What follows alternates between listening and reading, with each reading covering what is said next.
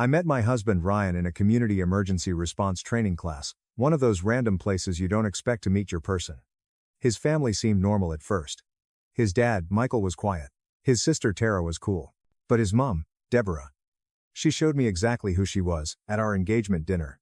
The second Ryan went to the bathroom, she leaned in, still smiling, and whispered that she'd waited too long for him to find someone worthy, and she wouldn't let just anyone into their family. I laughed like it was a joke. Her eyes said it wasn't. After we got married, she started showing up at our apartment unannounced at 7 a.m. With food, never to be kind, always to check if we were both there. She'd call Ryan with emergencies. Once she sobbed that she was having a heart attack. We rushed over, terrified, and she was sitting on the couch watching TV. "Oh, the pain passed," she said. "Stay for dinner."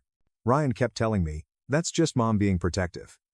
Then I got pregnant and everything went nuclear. We hadn't told anyone. I was barely 6 weeks along. Somehow Deborah showed up with a baby outfit, for my grandbaby. When I asked how she knew, she just smiled. A mother always knows. Idea. 2 days later I checked our shared calendar on Ryan's iPad and saw repeating appointment reminders. They weren't doctor visits. They were scheduled check-in calls where Ryan was supposed to update Deborah on me, our marriage, and the pregnancy.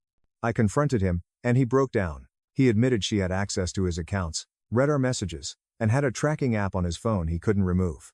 She threatened to cut him off from the family if he didn't report everything. We changed passwords. Ryan finally told her to back off. She acted calm, which should have warned me. A week later, strangers started texting me asking if I was selling my wedding ring and looking for divorce lawyers.